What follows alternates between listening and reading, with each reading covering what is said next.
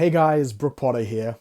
One of the common questions I get asked out here in the UK is why have I left the island paradise of Trinidad and Tobago to come out to the United Kingdom to make a life for myself? Now, I've been asked this question so many times, I thought I'll just make a video so the next time somebody asks, I'll just direct them to this for them to hear the story. Now, full disclosure, I'm going to be discussing a little bit about what I foresee in the oil and gas markets worldwide. This does not constitute any kind of investment advice or any kind of stock suggestions. This is just some of the things that I noticed as a trend that helped me make the decision to make the move out here. Now, it really all started when Saudi Aramco, which is the national oil and gas company for Saudi Arabia, announced that they were going to be issuing an IPO or an initial public offering or selling shares in their national oil company. Now, this signaled to me that they foresee that now is the time to cash in on much of their oil and gas assets because they don't necessarily think they're going to see improved conditions for those assets later down the road. With the rise of electric cars, the dropping price of solar energy and some of these alternative energy, for the first time, we're seeing a little bit of downward pressure coming from these alternative energy sources on the global energy markets. Couple that with major oil finds in Uganda, plus off the coast of Guyana, with the fracking technology in the United States and the oil sands in Canada, there is literally just too much oil and gas out there. And as a result, as economics 101 will tell you, as the supply increases, we then tend to see downward pressure on prices. The recent attempts by OPEC to cut production was fraught with problems while Saudi was cutting.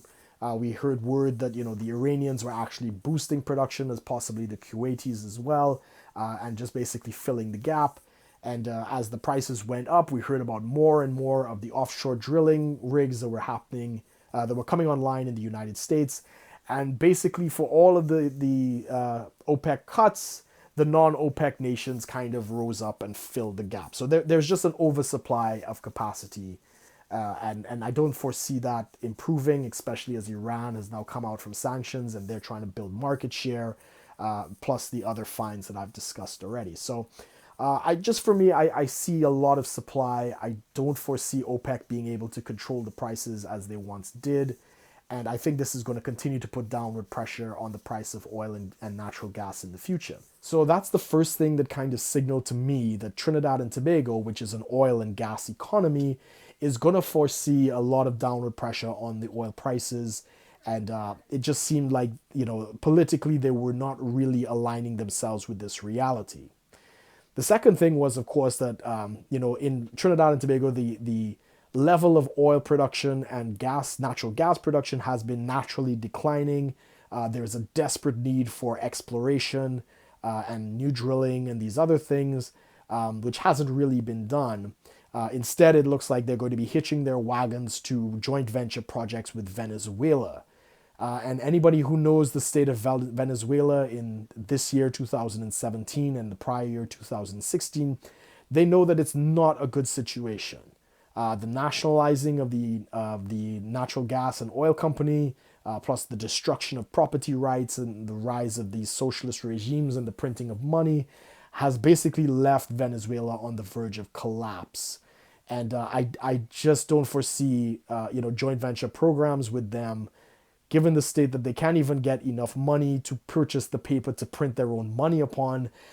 I don't foresee any good thing coming out of a partnership with Venezuela. And that may be just my personal opinion. I don't think that the political environment in Trinidad has really had the foresight to see what's coming. I think the window for where they should have been diversifying away from these things is quickly closing. And I think they're going to be in for a lot of pain in the coming years. I applaud the government for cutting spending. It's obviously very necessary. But at the same time, not realizing what's coming in terms of the shift in the energy markets is going to cause a lot of problems. In fact, recently of this year, I heard the first quarter, the economy of Trinidad and Tobago shrank quite drastically.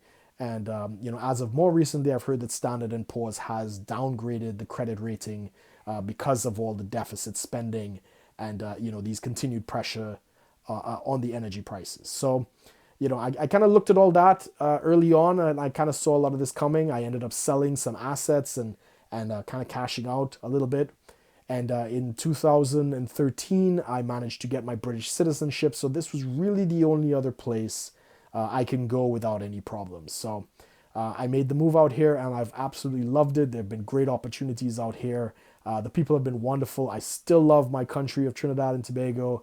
I plan to visit often, but as much as I love them, it's not going to change the economic realities that I see coming. And unless they make some drastic changes, I just foresee more problems than good times in the future. So that's the short answer as to why I packed up myself and moved out here.